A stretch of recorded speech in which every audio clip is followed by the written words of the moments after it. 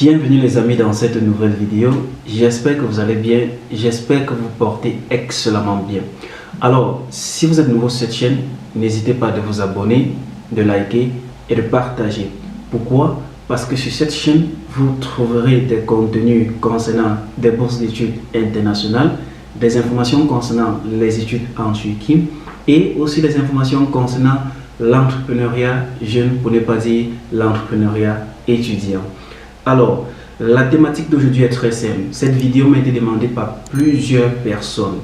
Pourquoi? Parce que chaque jour, je reçois des messages de différentes personnes, de différents horizons. Donald, je viens en Turquie tel jour. Donald, je suis déjà en Turquie, mais j'ai un véritable problème, lequel je ne parviens pas à trouver un logement adéquat à mon budget. Je ne parviens pas à trouver un logement malgré mon budget. Dans la vidéo d'aujourd'hui, j'ai décidé de vous donner quelques secrets. Comment faire pour trouver un logement facilement en Turquie. Alors pour ceux qui resteront jusqu'à la fin de cette vidéo, on fera une très petite démonstration. Je vous montrerai comment entrer en contact avec un agent immobilier ou avec un propriétaire de maison ici en Turquie. Comment communiquer facilement avec lui. Comment faire des recherches selon la zone dans laquelle vous voulez vivre. Sur ce, on se dit générique.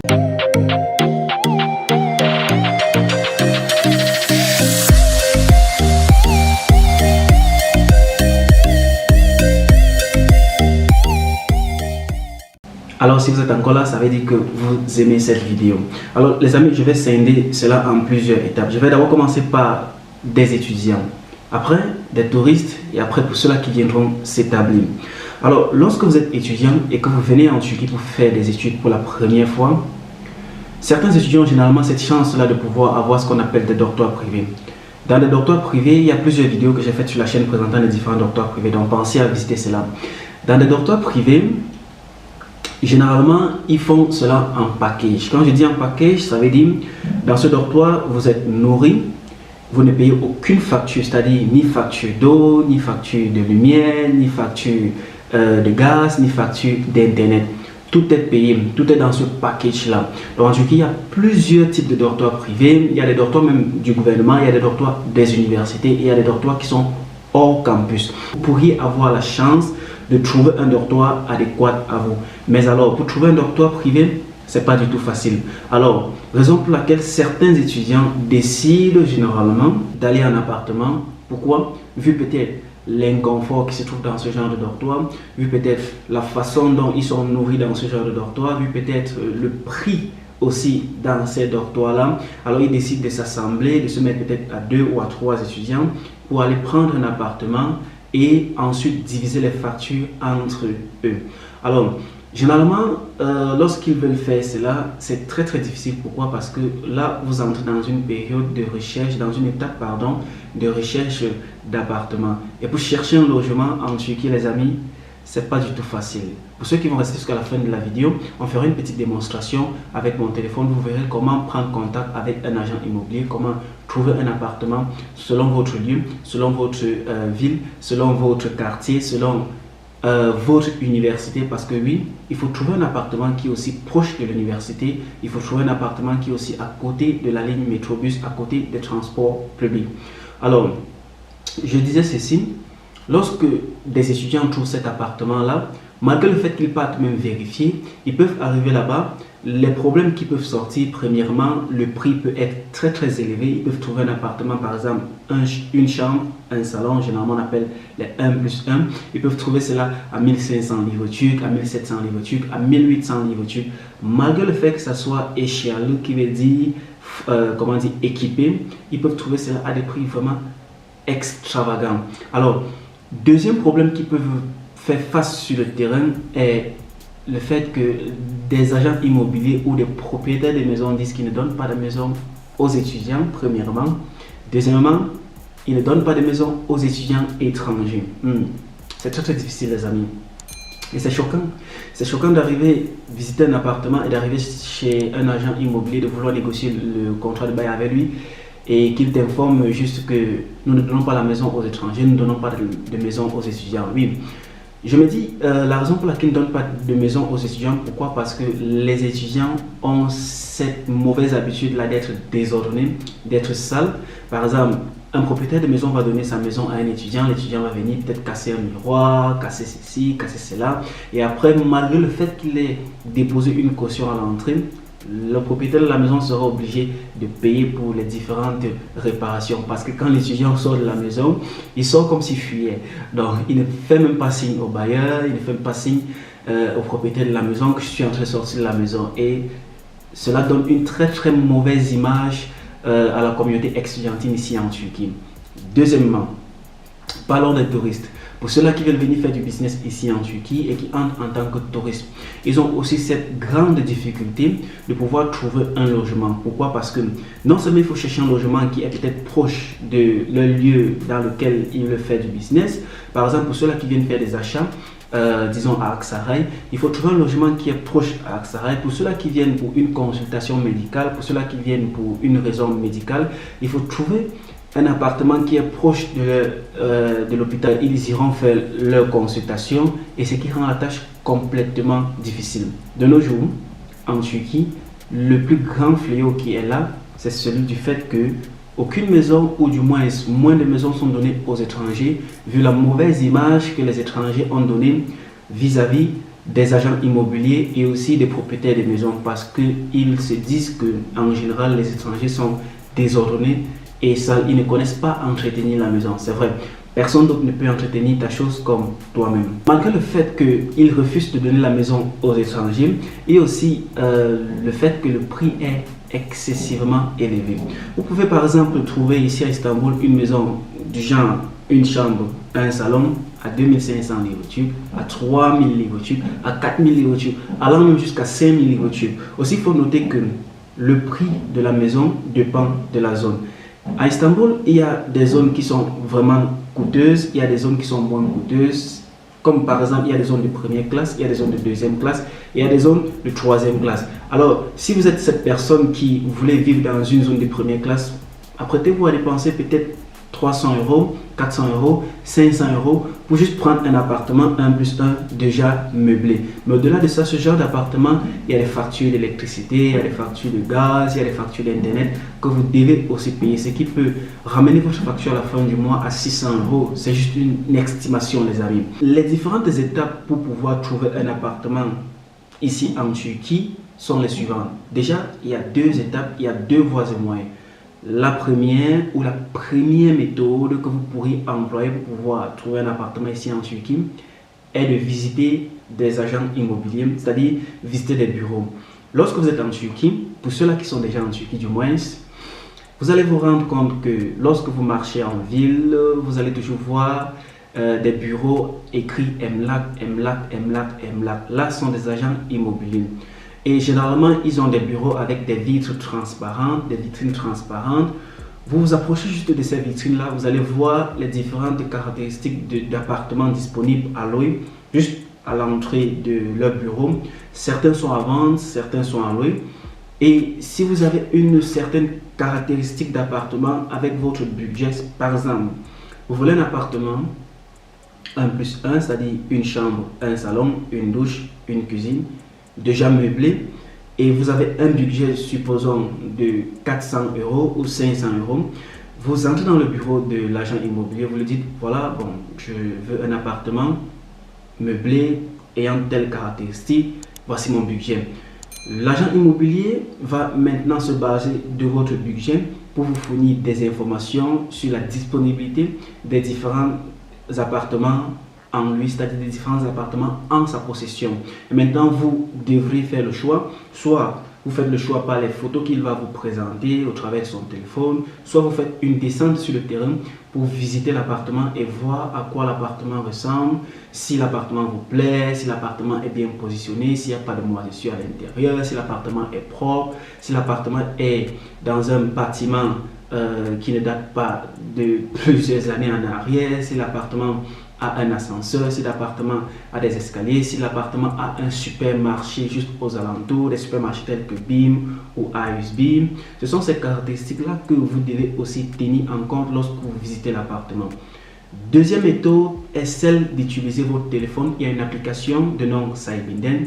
Je mettrai juste le lien de cette application juste en description de la vidéo, comme ça vous pourriez la télécharger, du moins pour ceux qui utilisent le système Android, vous pourriez télécharger cette application là pour déjà faire des recherches, quel que soit votre pays. Je suppose que cette application est disponible à l'international, donc avant de venir en Turquie, vous pourriez faire des recherches dans cette application là, mais le seul souci que vous auriez, c'est que vous ne pourriez pas entrer en contact direct, du moins avec l'agent immobilier. Donc vous allez devoir peut-être passer par un intermédiaire qui est ici en Turquie pour qu'il entre en contact avec l'agent immobilier, ou vous négociez le contrat de bail pour que tous les documents soient prêts ou la maison soit prise avant votre arrivée. Alors, pour ceux qui sont restés jusqu'à la fin de cette vidéo, c'est un privilège pour vous. On va aller dans mon téléphone, je vais partager mon écran, je vais partager comment j'entre dans cette application. Vous allez voir ainsi comment faire des recherches avec cette application de nom Saibinden selon votre localisation. Alors, lorsque vous prenez votre téléphone, pour ceux qui, du moins qui utilisent la version Android des téléphones, alors vous entrez juste sur Play Store, vous tapez déjà, vous voyez, moi j'ai tapé Saibinden, vous tapez déjà Saibinden, moi j'ai déjà l'application ici. J'ouvre l'application, si vous n'avez pas l'application, téléchargez-la. J'ouvre l'application Saibinden, c'est l'une des applications les plus utilisées en Turquie en ce qui concerne la recherche des logements.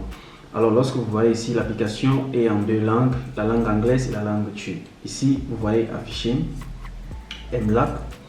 Emlak est affiché là, Vazita, Yedek Parcha est affiché là, Ikinji El. Donc dans cette application, vous pourriez acheter tout et louer tout ce que vous voulez, des voitures, des maisons et tout ce qui va avec. Alors, nous, on veut rechercher un appartement. Qu'est-ce qu'on tape là? Dans quelle ville? Par exemple, on va taper 2 plus 1, on recherche un 2 plus 1. Kiralık, c'est location. Kiralık, 2 plus 1, Kiralık. On a Kiralık, Istanbul. On met par exemple la ville, Istanbul.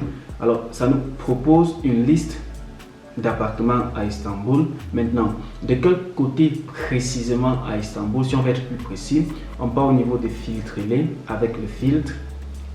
Ici, nous avons l'adresse qui est en Turquie. Déjà, c'est le pays, c'est en Turquie. Nous avons la Turquie là. De quel côté à Istanbul? Nous prenons le côté, par exemple, Avrupa, le côté Europe. On choisit cela et on met OK. Et dans quelle partie d'Istanbul?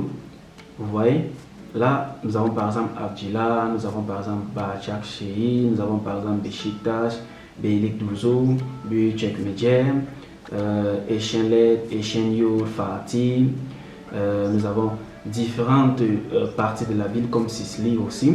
Si par exemple nous choisissons Sicile, nous choisissons peut-être Zeytinburnu, ces trois-là, et nous appuyons sur Tamam. Et maintenant, en ce qui concerne le prix est mis en livres turcs, donc vous pourriez mettre le prix ici en livres turcs. Par exemple, notre budget commence 2500, le plus bas que nous pourrions avoir, à 4500. 4500 livres turcs, c'est le plus haut. Alors, on ne va pas se focaliser sur les spécificités de l'appartement, c'est-à-dire la grandeur de l'appartement, le mètre carré et tout ça. Bon, l'autre là, c'est pas très important, du moins je pense. Alors lorsque vous partez, vous voyez le résultat.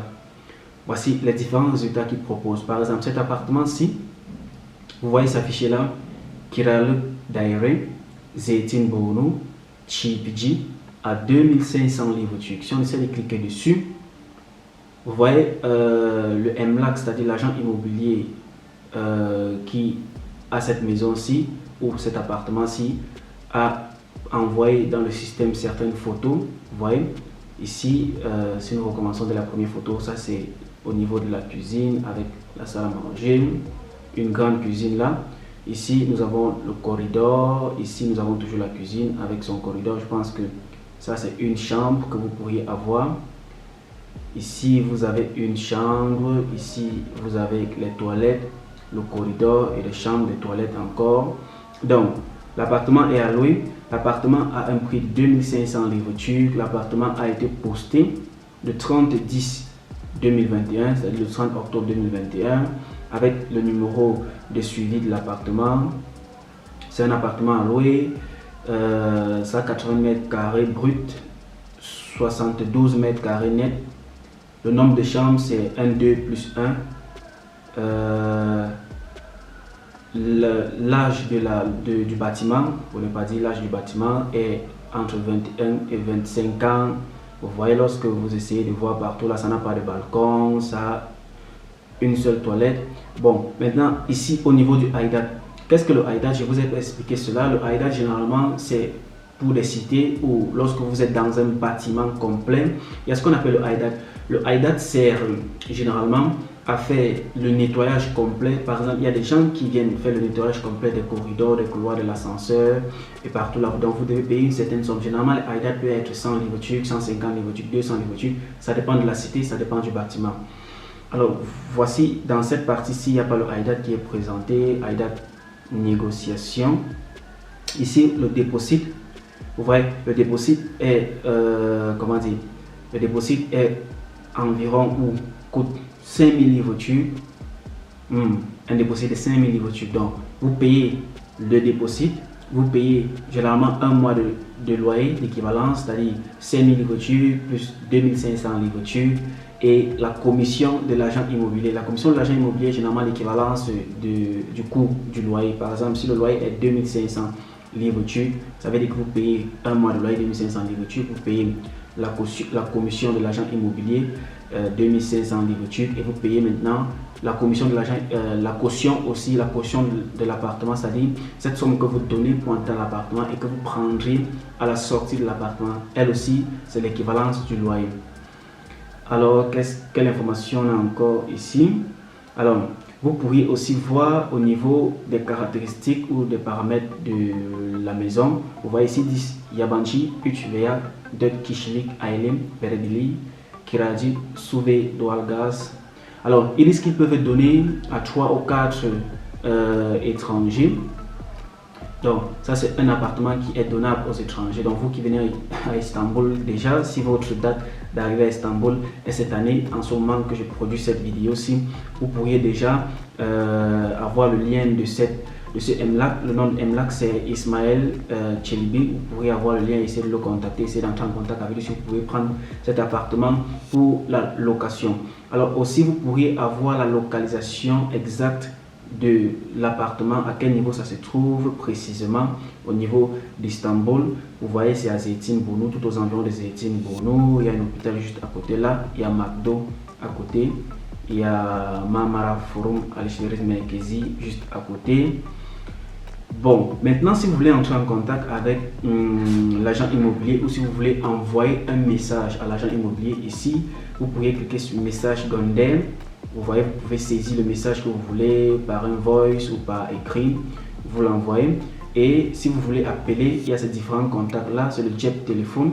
Vous allez voir le jet téléphone, c'est le plus 90 552 450 4702. Vous pourrez appeler ou enregistrer le numéro, essayer de voir si ce numéro existe sur WhatsApp. Alors ça c'est un exemple d'un appartement. On peut encore regarder un autre là.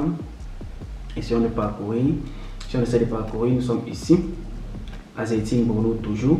Au niveau de Zeytinburnu, nous avons Chemin Mahallesi. Maintenant, c'est au niveau de Chemin Mahallesi. Le MLAC, pour ne pas dire l'agent immobilier qui a cet appartement, est de nom Altın MLAC. Vous voyez, le prix est à 4500 livres turcs, posté le 30/10/2021 avec les superficies, les mètres carrés. C'est un 2+1. L'âge du bâtiment est 5 ou 10 ans, entre 5 et 10 ans. Qu'est-ce qu'il y a encore? Il y a un balcon, c'est vide, comme vous voyez là, échelle, haïs. Donc, est-ce que c'est équipé? Non. Vous pouvez voir certains appartements aussi équipés.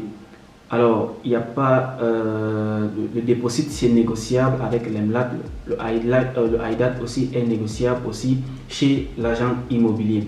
Donc, pour lui, si vous voyez des caractéristiques qu'il donne aux étrangers, vous voyez tout ce qu'il mentionne qui est là. Il y a un salon de sport, il y a un parking pour des voitures, il y a des différentes caractéristiques. Et après, il donne le numéro de téléphone que vous pourriez contacter. Si vous essayez de voir la localisation, si par exemple vous avez pris une université juste à côté ou bien le centre dans lequel vous pourriez faire votre consultation médicale est juste à côté, vous voyez la localisation et là c'est toujours au niveau des Zeytinburnu, Merter, EVM, Paranoma, vous voyez tout ce qui est aux alentours là. Alors si vous voulez envoyer un message, c'est la même chose, vous cliquez sur message Gönder ou Arrache, appelez. Vous voyez, il y a un numéro de bureau et un numéro d'appel direct, un numéro mobile. Le numéro du bureau, c'est plus 90, 212, blablabla, ainsi de suite. Donc, je ne vais pas perdre le temps pour lire les numéros. Alors, les amis, c'est juste un exemple. Ça, c'est l'une des applications les plus utilisées ici en Turquie. Vous pourriez du moins utiliser cette application pour faire vos différentes recherches concernant la recherche des appartements. Lorsque vous trouvez l'appartement, vous prenez le numéro de l'agent immobilier, vous entrez en contact avec lui. Si vous ne connaissez pas parler le turc, vous écrivez juste par WhatsApp, il pourra vous répondre. Vous utilisez Google Traduction, il pourra vous répondre. Si c'est le cas, si vous ne pouvez pas, demandez l'assistance de certaines personnes qui se trouvent ici en Turquie. Ça peut être votre frère, ça peut être votre soeur, ça peut être votre ami. Généralement, moi j'offre aussi ce genre de service-là. C'est une petite publicité que je fais. Pour ceux-là qui veulent trouver des appartements ici à Istanbul, contactez-moi. Si vous avez un agent immobilier que vous avez vu, envoyez-moi son numéro et ensuite on pourra entrer en contact avec l'agent immobilier pour voir comment faire pour que cet appartement soit le vôtre. Alors, j'espère que vous avez aimé cette vidéo. C'était juste une très petite vidéo. Du moins, la vidéo a dépassé 10 minutes. C'était juste un exemple comment faire pour trouver un appartement facilement ici en Turquie. J'espère qu'elle va vous aider à pouvoir trouver un appartement, que vous soyez étudiant ou touriste. Si c'est le cas, si vous avez aimé cette vidéo, n'hésitez pas à vous abonner. N'hésitez pas aussi à partager cette vidéo à ceux-là qui rêvent de venir en Turquie, à ceux-là qui sont même déjà ici en Turquie et qui ont des difficultés à pouvoir trouver des appartements. N'oubliez pas surtout de commenter. Donnez-moi vos impressions juste en description de la vidéo, les amis. Et sur ce, on se dit à la prochaine vidéo. Portez-vous excellemment bien.